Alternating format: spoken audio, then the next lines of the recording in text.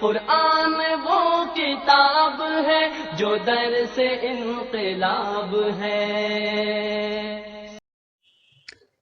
السلام علیکم ورحمۃ اللہ وبرکاتہ۔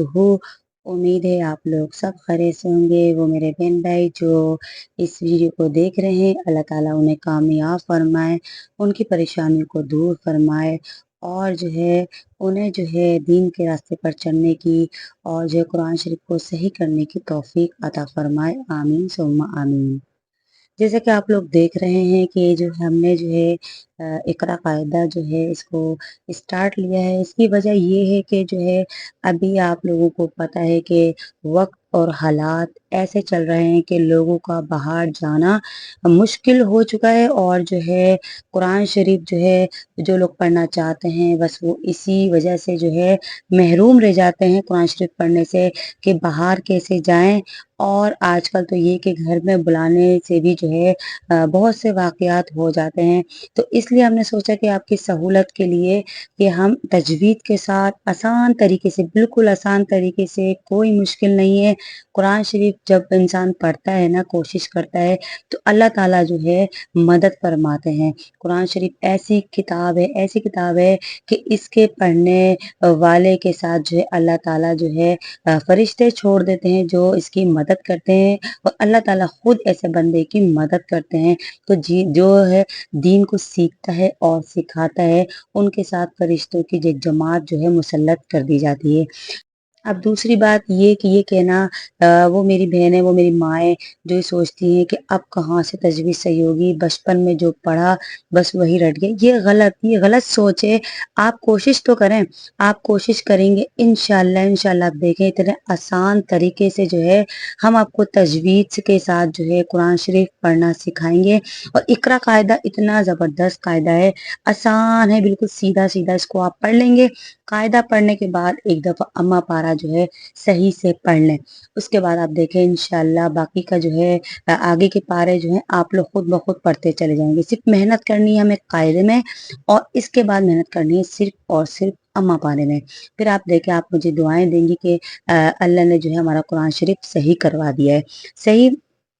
تیسری بات یہ کہ اگر آپ تجوید کے ساتھ قرآن شریف پڑھنے کے لیے مطلب خواہش مند ہے قرآن شریف کو تجوید کے ساتھ پڑھنے کے لیے، تو میرا یہ کہنا ہے کہ اگر آپ پڑھنا چاہتے ہیں تو مہربانی کر کے صرف ایک ہی ویڈیو کو پکڑیے گا، مطلب ایک چینل کو پکڑیے گا۔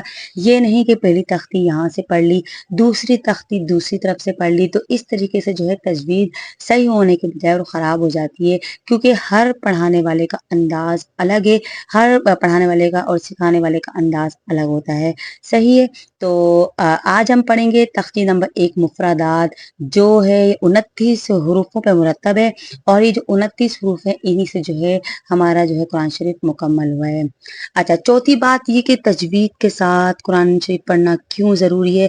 کچھ لوگوں کو تو بیچاروں کو معلوم ہی نہیں ہے، وہ کہتے ہیں کہ صرف قرآن شریف پڑھ لیا تو یہ کافی نہیں۔ میری بہن، میرے بچیوں اور میری ماں سن رہی ہیں، جو دیکھ رہی ہیں، ان سے میرے یہ پیغام میں پہنچانا چاہتی ہوں کہ قرآن شریف کا پڑھنا ہے وہ صرف تجوید کے ساتھ ہی پڑھنا ہے۔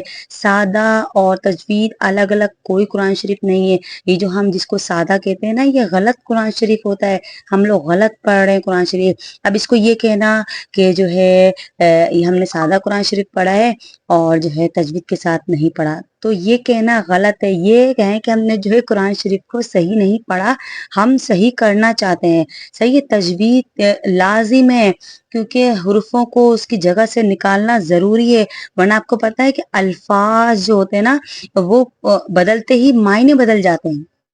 قرآن شریف کے الفاظ بدلنے سے آپ کو پتہ ہے معنی فوراً سے بدل جاتے ہیں۔ اب اس کی مثال میں آپ کو یہاں پر دینا چاہوں گی کہ تجوید کے ساتھ قرآن پاک پڑھنا ضروری کیوں ہے، اور تجوید کے ساتھ میں کہتی ہوں قرآن پاک پڑھنا فرض ہے۔ ایسا نہ ہو کہ ہم تجوید کے ساتھ نہیں سیکھتے، تلفظ کے ساتھ نہیں سیکھتے، تو اس کے بعد ہم جب قرآن شریف کو پڑھتے ہیں اس کے الفاظ غلط سے غلط ہم بیان کرتے ہیں، تو جبھی تو ہمارے پڑھنے میں اور ہماری دعاؤں میں وہ اثر نہیں ہوتا ہے۔ اثر کیوں نہیں ہوتا؟ کہ ہم اپنے رب سے بات کر رہے ہیں عربی میں، تو ہمارا رب جو ہے ہمارے عربی کلام کو سمجھ رہا ہے ہم کیا اللہ سے بات کر رہے ہیں، لیکن ہم تو غلط بات کر رہے ہیں، ہمیں تو پتہ ہی نہیں، ہم تو معنی غلط کر رہے ہیں۔ تو پھر یہ تو مسئلہ یہاں پر آ جاتا ہے۔ تو قرآن شریف کو تجوید کے ساتھ پڑھنا ضروری نہیں، فرض ہے، لازم ہے۔ اب اس کی میں آپ کو چھوٹی سی مثال یہاں پر دے دیتی ہوں۔ جیسے آپ یہ دیکھیں، یہ قوف کو تجوید میں جو ہے اس کا جو قانون ہے وہ یہ ہے کہ اس قوف کو موٹا پڑھنا ہوتا ہے، اس قوف کو ہمیں موٹا پڑھنا ہوتا ہے۔ اس کے بعد یہ والا کاف ہے، اس کاف کو ہمیں باریک پڑھنا ہوتا ہے، صحیح۔ اب ان دونوں کو ایک جیسا پڑھنے میں آپ کو پتہ ہے کیا نقصان ہے، چلیں وہ بھی ہم آپ کو بتاتے ہیں۔ اب سورۃ الاخلاص لیجئے، اس میں دیکھیں قل، یہ جو ہے قاف اور لام، قل، اگر یہ قاف جو ہے موٹا ہے اس کو ہم باریک کر دیتے ہیں، صحیح ہے۔ قل هو اللہ احد، قل هو اللہ احد، اس کا مطلب کیا ہے؟ کہو کہ اللہ ایک ہے، کہو کہ اللہ ایک ہے۔ اگر ہم اس کی جگہ جو ہے سیدھا سیدھا پڑھتے ہیں، جیسا کہ میری بہنیں کہتی ہیں سادہ قرآن شریف قل هو اللہ احد، تو آپ کو پتہ ہے اس کا مطلب کیا ہو رہا ہے؟ اس کا مطلب بنتا ہے کھاؤ، کھاؤ کہ اللہ ایک ہے۔ یہ والے کاف کا مطلب کل میں آتا ہے کھانا، اور ال موٹے قاف کے ساتھ آتا ہے کہنا۔ اب آپ دیکھیں کتنے ایک دو الفاظ موٹا اور باریک کرنے میں ہی الفاظ کے معنی بدل گئے۔ آئی بات سمجھ میں؟ قل اور کل، اتنے سے معمولی سا فرق ہے کہ قاف کو موٹا اور اس کاف کو ہم باریک پڑھتے ہیں، لیکن اگر ہم نے جلدی میں پڑھ دیا قل هو اللہ احد، تو آپ دیکھیں اس کا مطلب بنتا ہے کہو کہ میرا رب ایک ہے، کہو کہ اللہ ایک ہے۔ اگر ہم اس کے معنی لے لیں تو کھاؤ، نعوذ باللہ، کھاؤ کہ اللہ ایک ہے۔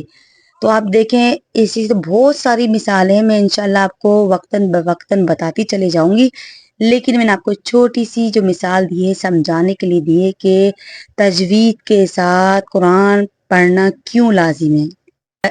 اگر آپ جو ہے قرآن شریف کو پڑھنا سٹارٹ کرتے ہیں اور جو ہے قرآن شریف کو پڑھ رہے ہیں اور آپ کی عمر بھی نہیں ہے، آپ کوشش کر رہے ہیں، آپ کو پتہ ہے آپ کوشش کرنے کے بعد غلط بھی پڑھتے ہیں، اللہ تعالیٰ غفور الرحیم ہے، وہ معاف کرنے والا ہے۔ آپ دیکھیے گا اللہ تعالیٰ آپ کو معاف کر دیں گے کہ میری بندی، میرا بندہ کوشش تو کر رہا ہے نا۔ اپنے فرشتوں کی جماعت سے کہتے ہیں کہ دیکھو میرا بندہ یہ کوشش کر رہا ہے، باقی اس کو نہیں آ رہا، یہ اس کی بس میں نہیں ہے، میں اس کو دیکھ رہا ہوں اور وہ میرے لیے پڑھ رہا ہے، مجھ سے باتیں کر رہا ہے۔ تو آپ کوشش کیجیے، تلفظ الفاظ نہیں نکل رہے کوشش کیجیے، نہیں نکل رہے تو آگے چلی جائیے، آگے کا پڑھیے، تو اللہ تعالیٰ جو آپ کی نیکیاں لکھتے جائیں گے۔ اور آپ دیکھیں اگر اسی دوران آپ کا انتقال ہو جاتا ہے تو آپ کو پتہ ہے کتنے مزے کی بات، اگر آپ قرآن شریف پڑھ رہے ہیں، سیکھ رہے ہیں، کوشش کر رہے ہیں، لیکن زندگی نے آپ کو مہلت نہ دی اور آپ جو ہے اللہ کے پاس چلے آتے ہیں، تو آپ کو فرشتے قبر میں آ کے قرآن شریف جو ہے مکمل کروائیں گے۔ سبحان اللہ۔ اگر کوئی بندہ قرآن شریف پڑھتا ہے، عمر آپ کی زیادہ ہو گئی، کوئی مسئلہ نہیں ہے، اس تعلیم میں کوئی قید نہیں ہے، کوئی عمر کی قید نہیں ہے، کسی چیز کی قید نہیں ہے، صحیح جگہ کی قید نہیں ہے، ٹائم کی قید نہیں ہے، جب چاہے آپ اس کو لے کر بیٹھ جائیں اور پڑھنا شروع کر دیں۔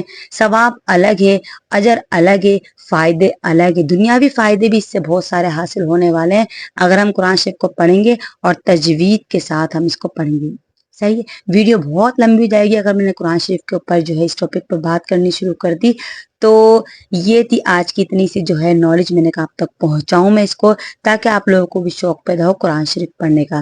صرف قاعدہ ہے اس میں جو ہے تقریباً 29 میرے خیال سے 20 تختیاں ہیں اس کے اندر، صرف 20 دن لگیں گے۔ اگر آپ جو 20 سے 1 مہینہ لگا لیں، 1.5 مہینہ لگا، 2 مہینے کے اندر انشاءاللہ آپ قاعدے کو تجوید کے ساتھ سیکھ جائیں گے۔ یہ میں کہتی ہوں گارنٹی کے ساتھ، تجوید کے ساتھ آپ صرف 2 مہینے میں قرآن شریف کو سیکھ جائیں گے اگر آپ روز بروز اس کو पढ़ेंगे, सुनेंगे और मेहनत करेंगे।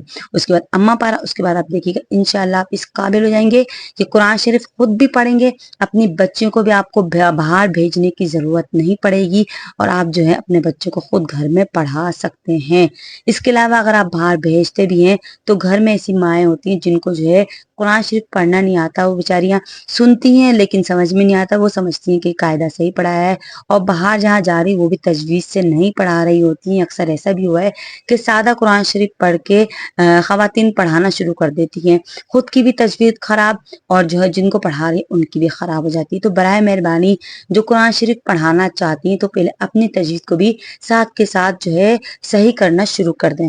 अल्हम्दुलिल्लाह अल्हम्दुलिल्लाह मेरा नाम जो है आप लोगों को मैं बताती चलूँ, मेरा नाम है हाफिज़ा कारिया बुशरा मुनव्वर ज़मान।